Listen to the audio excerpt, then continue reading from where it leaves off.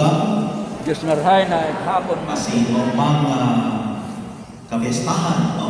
Munya na taon, ang bispiras po sa ating na tradisyon, kasi sa liturgia, mauna po yan ang bato sa fiesta, no? Magayon ang pagkakataon na kita magpasalamat sa mahal na Diyos sa bilog na taon. Yun na sa atong patron, lalo sa ito si Santo Niño. Espesyal na patron mismo sa tugtagurang na sa Yesu Cristo. Matugang ang hinatag sa ato ng mga puro-puro baganiyan na taon, halos sa intiro ng mga parokya niyan sa mga kapiyastahan. May koneksyon sa pagpapamipig, pagpapangaji. Nulita si Pope Francis bilang paghanda puno sa next year celebration kang Jubilee Year 2025. Gibuhon ining taon yung pagpapamipig. Taon yung pagpapamipig. Sarong taon, napapahalagahan niya ito ang prayer sa buhay na. Diyan na ispiras ang tema na puro-puro ka ni Santo Niño na nagpapamipig sa pag-umaw kasi pagkampo sa mahal na Diyos. Simple sa ng tema. Actually, very basic na tema ini. Pero sabi ko nga ni, minsan kita ng mga Kristiyano, pinapasipara tayo mga basic na mga bagay. Ano ang mga priorities tayo plano sa buhay? Hindi ka man nagkakahirin mo, kaya mga basic rule na mo, dapat kung kita magpatong. Nakapasipara na lilimunan ka. So mga gini, ang tema nagsasabi, yung bagay, pamipig na nag-uumaw, ng pamipig na namumuot. Nag-uumaw na namumuot. Well, actually, tama lang ining tema kay si Santo Niño, pinagpuro-puro pa aki. Ang aki. Parang tamabagan mo sa mga aki, yun doon. Ang mga ordinaryo, simpleng bagay, pinaka-basic na mga bagay. Una kong mga tugang, ang pamipig in pag-umaw. Ako kung taman, kuday, ang totoo mga tugang, kadaghanan sa ato, kadaghanan sa mga Kristiyano, minsan napapasipare na pamipig in pag-umaw.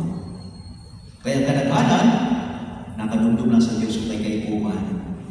Magkakita sa prayer, petition, masulod sa simbahan, mga ngaji kung nasa peligro at buhay, o kung ma-exam, o kung masulod sa trabaho, may naayo, mahal na Diyos. Sabi nga ni mo gano'n, dito ko sa langit, busy yun na ini, telepono, sa mga nag-aayo, pero sa mga nag-uumaw, nagpapasalamat, bihiraon kayo. That's why you know, sa kuya, bilang padi, tapos ako nakaumahan ko, inaako ko dulo siya na may mapamisa ng pasasalamat. Sabi ko, bihiraon na ini. Kasi hinalihan ko ng parokya, hindi yan nakahali. Mga saragay, kapamilya, pero binagay yung schedule na nang pamisa ng pasasalamat. So, may iba na mangyayyo. Ayun na ngayon. So, pwede man ngayon na ipangatchik ko na lang. No, misa din pasasalamat. Ang tao na yan, na ako niya, na ulang grasya niya, kinikilala niya ang kadakulaan sa mahal na Diyos. So, mga hindi mga tugang, no? At pagpumaw, magayon na po sa dilita. Kung si Santo Niño sa atong modelo sa pamipig, arang tayo lang sa day na bata, bukang bibig niya pirmihan, Ama, ang kadakulaan ka ng Ama. I'm so proud of that. Ini, ang ini mo sa ako, mawin na sa ako ng tatay. Diba, no? So, yes, no? ang panahon niyan, parang nagtutuglo sa kadaghanan na kaya mo naman yan? Ano kayo kung ako mag-umaw? Ikaw na mismo, hindi mo yan sa sarili mo, di ba? Nag-inguma ka man. Sabi sa sayo na, nakilala ko na sa iyo na estudyante. Actually, sa totoo lang, Father, walang manabutan na po sa magurang ko. Kaya, obligasyon ba talaga nila? Nag-eskwela ko na ako. The word obligation. Obligasyon nila, napakaulon ako, panakuon ako. Ito yun nila, naipakan nila ako. Ngayon sa mga kaisipan. And then, iniman, pag higuwa ko na ini. Kaya no wonder, minsan, pagtako na, pag nakatrabaho na, sabi baliktad na nangyayari. Kung natin susubok sa ama, ang bata niya, ang bata na susubok sa ama. Baliktad na nangyayari. And it's so sad. Umundo. And you know, nano kaipuhan kita pag-umaw sa mahal na Diyos. Ibudulihan ang mga prayers ni Kristo. Actually, kung ibudulo sa iyan, i-analyze na ang mga prayers na sinabi. Hindi lang our Father. Kaya sa our Father mismo, yun na. Pagpanalunan na ng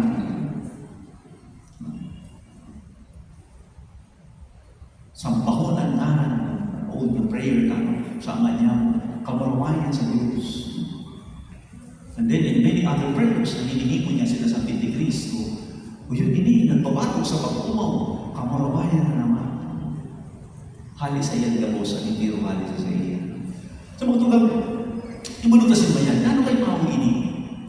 Actually, sa totoo lang, di makaipuan sa Diyos at kaupawan. Yan kasi ang kapanuan sa nitiro. But kung kita nag-uumaw sa Diyos, parang naghinguha kita. Sabi nga na magpabanal, abuton ang kamot sa mahal na Diyos. Itaas kita. Because the moment putulon nato ang koneksyon sa mahal na Diyos, kung nakadugdug ka lang kaniya, bihira, may kaipuhan ka lang. No? Anong mangyayari? Yung sinasabi na, ang puso ng tao, dili man talaga napapakante. The moment, wala dyan ng Diyos, may iba na masalina. May iba na masalina, kaya, sabi mo na, Diyos ang nato sa buhay, naghanap nila. So kung wala ini, napagkilala sa Diyos, na dapat umawon, ilang kao, iba sa ato ilang kao. Iba sa tuyang sa sampahon, iba sa tuyang karanihan. So para ini sa kaayahan ka. Doon kita nagkakaroon bilang mga tao, bilang mga Kristiyano. The more na uyod kita sa mahal na Diyos, pagkilala sa kanya kadakulaan na ng kasalayan natin. Diba na?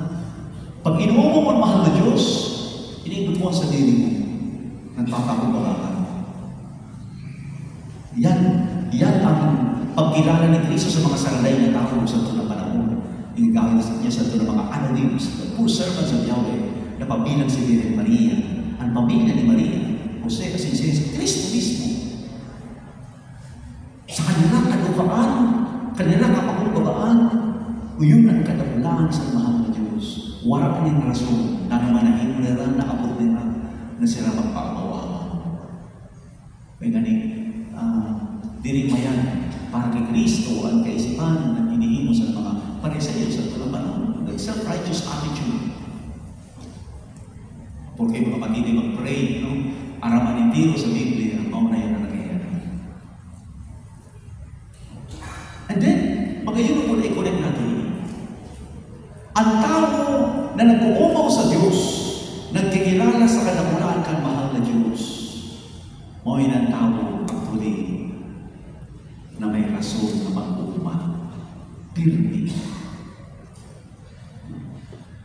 Nahanapon ang kahulugan sa buhay, mas ginagani sa mga panahon may pagsakit, pagtios, nagpapasan ni mahulugan ng mga panahon sa buhay. Because there's always a reason to thank God. O yun, mga that sense of gratitude, kaya bagat magnificat ni Maria, yun.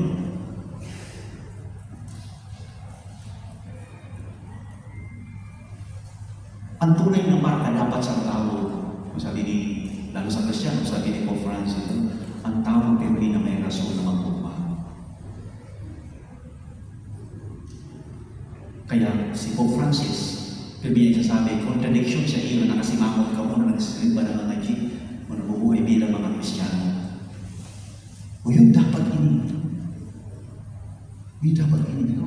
Kaya bisa itinawaan nato, ito ng mga tao na sigad sa limba, naka-smile. Actually, ini na mga ang saday na bata, isang ipapangisugan nato, sila daralaga, sila Siriya, sila Saraya, sila Karanta. Yun, yun. Ang bata sa Diyos. Bata siya sa iyo na ama na nagpapalaban. Walang rason na ikaw magluyan uot, magmundo. Marami. Diyos mo yung kasing ama na inuo mo. Ikalawa mga tulang. Pagpamigpig ng pagkako. Pagpamigpig na may pagkako. Actually, konektado yung luwag ini. Well, ang pagpuno is pagpuno na ikaw nagtumuputo sa kaguran. It doesn't follow, no? Kami mga nag-uumaw man sa Diyos. Sino man sa pagpuno ako sa mga kakilala ka na halagaw sa duyan, isang sakit-sakit na impumulang mo lang. Kundi, hindi na pagkamot mga tugang, nakabot ini sa pagkilala nanin na may ama ka. Sabi sa iba, ang prayer kuno is a waste of time. Ang pangajik kuno, parang diri paninigo na tagal si panahon kaya parang dapat, kaya manin love. Pag sinabi na pagkamot, dapat action-oriented. Di ba? Alam niya pagkamot na yun lang, nakaikot ka lang. Nakatubang ka sa ball o sa krus. Pag sinabi niya na pagkamot, dapat hinihimo. Sabi nila, dapat nasa luwas ka. Nagsilingkod ka. Bawang ngayon ang pagkamot. Kaya may mga tao na, ayan na pagsimba. Yun sa pagsusimba. Well, of course, ang misa is the highest form of prayer. Pagtumaw sa Diyos. Pagkamot sa mga Diyos. Ano ang simba kayo di mga lugar? Dili kita mga tumunso. Actually, mga ngayon yung nagagawin natin na herehiya, no? Na, parang puro na lang aksyon. Pag sinabi na pagkamot, aksyon. Dili. Nabato po yan sa indiro actually, sa puso mo. Mahon ba siyang sa indiro? Ang laman sa puso mo. Di naman yun na may nihimo ako hindi yun. Nabukalang indiro sa laman sa puso mo. Kaya baga sa Biblia, ang puso sa tao, nakasetong gabo sa puso. We have pagkamo. We have the sacred heart of Jesus. Di makilita ng natin. Ang puso ni Kristo na, yun. Sa sacred heart of Jesus, kinurunahan. Matugan, pagkamot ako sa di nilang namamatay at ang problema ko kayo kung sabi ko na puso, puro lang sa pagkamati. Dili. Ang puso bilang sentro sa pagkatao mo, pagkakristyano mo, handa mo yun na ihatag, idusay sa imo na namumutan. Kaya, heart to heart, person to person, mo yun ang pagkamot. Kaya kung ano yung komunikasyon, kung ikaw mapahayag, if you want to spend time with somebody you love, someone you love, handa sa puso. Dili yung pagsasayang ng oras. Expression ini kung sino ka para sa ako. Kung ano ka kahalaga. Nang paninibagan ni sa namamatay at kung ano pagkamot mo sa ako. Sa hindi mo pinay mo sa ako. Kaya baga, yun. Pag tinatamaan ng tao, nayuyubi ang puso sa limon. Terminology namin na nahihiro ang puso pa ini. Dahil kaya, ikaman, yan, handa na mamuurman, maglingkod. And that is why kung ang prayer nato, ang dili tinatamaan ang puso ka, kung ang prayer nato, puro lang sa rumakon, delikado man yan, hindi man yan, kulang yan, prayer ko na sinasabi. Ang pagkako, yun. Gabos nagigibukod mo, mga tulad, halik sa puso. Ika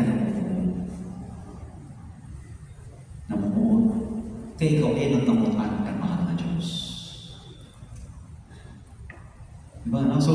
Ini matutugan. Ang punto na mag-inuro it's not enough that we praise God.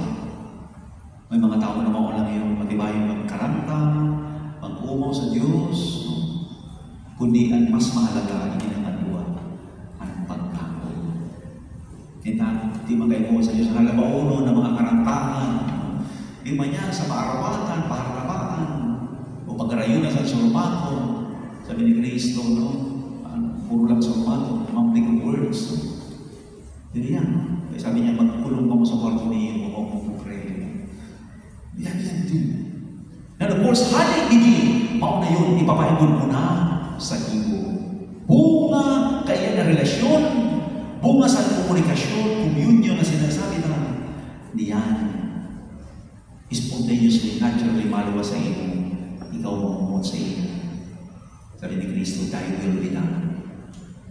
Ang sabuyang pagkakan, utumon, ang plano ka, Ama. And then, dili lang sa Ama, kundi sa kapwa nato. Kailuan katugunan, pagkamot sa Diyos, bunga sa pagkamot sa Diyos, kita niyan mamumuna sa kapwa. May muta si Kristo sa kapwa natin. Kamutan sila, tratuhon sila, sinda bilang mga tulong niya. Madugang hindi po ang buhay ni Santo Niño. Inabuhay. Kaya sa gospel niya, na nasabi niya ni Kristo, totoo sinasabi ko sa inyo, ang sisay man na mag-akuan kahadian ni Diyos, araw kainip akit, na iyan makakalaw. Ini ang kahadian na Diyos yung sinasabi ko niya, ini nasa tayo natin. Ang ganda niya sa akin niya. Lalo kita po ng mga liboto sa Santo Niño, kung siya managlan, ang tunay na patronato, modelo nato. Sundan, arulo siya sa pag-umaw, asin, pagkamot. San si Kristo nawala, hinanap sa mga magulang niya, na naibon ni Maria, ano ba'y nagpabilin ka, hindi sa Diyos? Sabi ni Kristo, hindi alam na dapat yagi ako sa harap ng kanyang Ama. Ang Ama na maudapat at murabong sa ninyo, asin katapusan sa ninyo.